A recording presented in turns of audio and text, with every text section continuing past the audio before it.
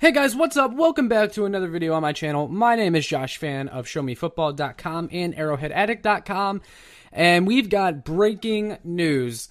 The Seattle Seahawks are trading star quarterback Russell Wilson to the Denver Broncos for a package of Noah Fant, Drew Lock, Shelby Harris, 2 first-round picks, 2 second-round picks, and a 5th-round pick. The Seahawks will also be attaching a 4th-round pick to Russell Wilson, who heads to the Denver Broncos in this deal. And wow is all I can say. I mean, this news comes just hours after the report that Aaron Rodgers is staying in Green Bay on a new deal. They're going to make him one of the highest paid quarterbacks in the league, and he's going to be finishing out his career there, it looks like. And right after the Broncos learned of that decision, it seems they moved to their next target, who was Russell Wilson. It seems like there was a contingency plan in place for when they missed out on Aaron Rodgers, and that was Russell Wilson. Sounds like the Seahawks and the Broncos were talking for weeks about this potentially happening. And it confirms all along that those rumors about Russell Wilson getting traded were true. I mean, the Seattle, they wanted to trade Russell Wilson. Like, I think that this news, it confirms that Seattle was looking to move on and they're wanting to move in another direction. I don't know if they go into a full rebuild after this, if more players are available, because I want to look at this from a Kansas City Chiefs perspective, since this is a Chiefs channel and all. If they go into a full rebuild, I wonder who else on that team is available.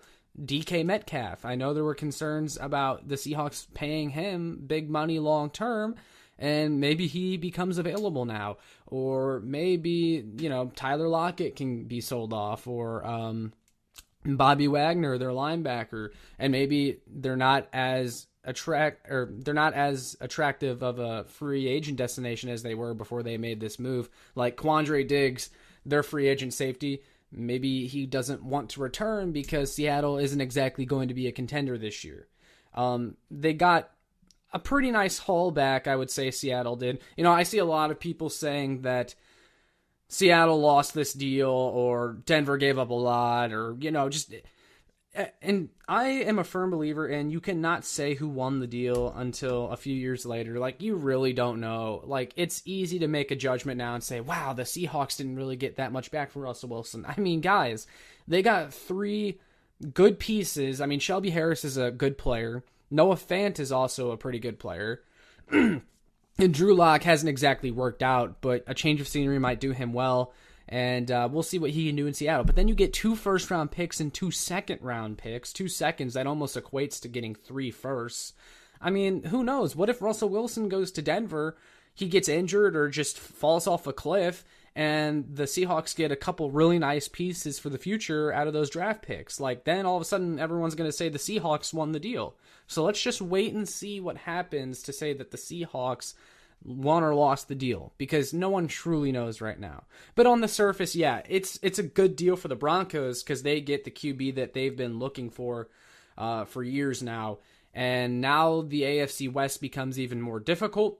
And looking at that from a Chiefs perspective, the Chiefs have to load up on defense like the goal was entering this offseason. Like, we all knew that the defensive line was going to be something that they looked at a lot, and Brett Veach said the defense would be a priority.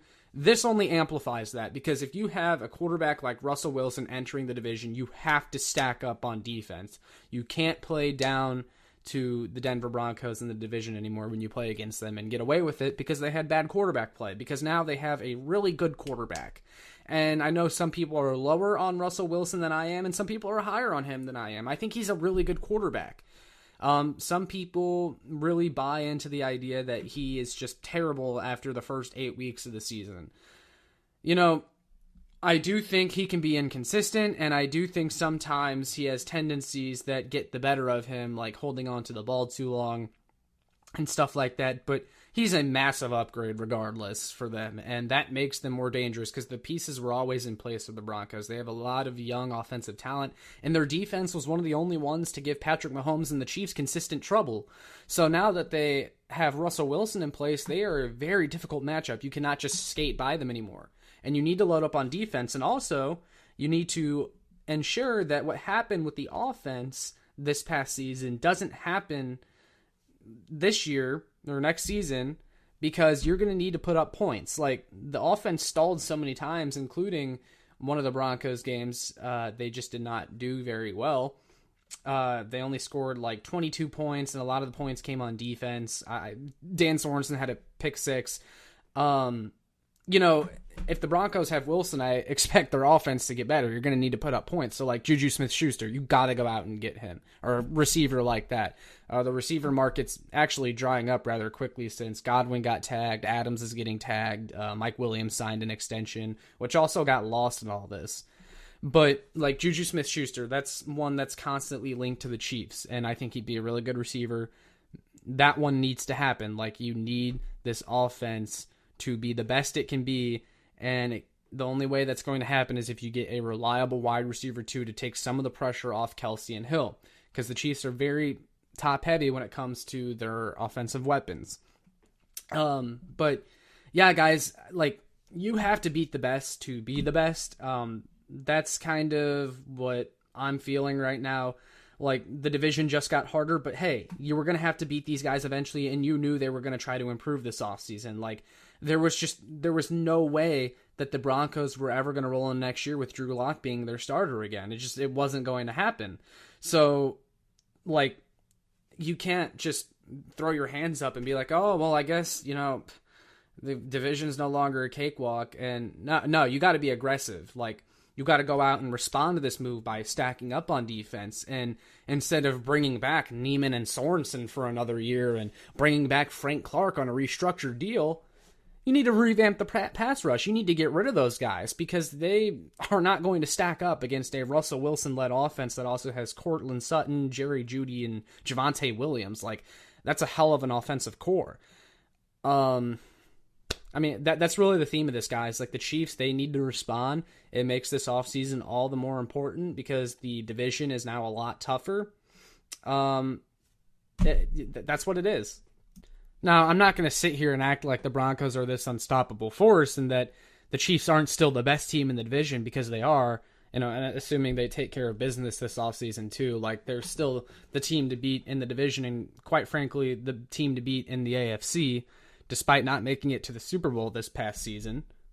But I'm not with you guys who are out there saying, oh, this is no big deal. Like, I envy some of your guys' ability to just brush off moves that other teams make and act like nothing has changed or the trajectory hasn't changed at all, because this definitely makes things harder. Like, I'm not going to sit here and act like that the Broncos trading for Russ Wilson changes nothing and everything is fine and dandy and the Chiefs will sweep the division. No, this division is tough, guys, and we saw that when the Chiefs got caught slacking a little bit early, they lost ground in the division. They had to make it up, and there was a period in time there late in the season that the Chargers had a legitimate chance to steal the division from you, and you would have had to play on Wild Card Weekend. Now, the Chiefs still had to play on Wild Card Weekend because of the new playoff format, but again, like, if the Chiefs weren't so pitiful at the beginning of the season, they wouldn't have had to play on Wild Card Weekend. And if their defense was better, they wouldn't have lost to the Bengals in Week 17 and relinquished the 1 seed, and they wouldn't have had to play on Wild Card Weekend.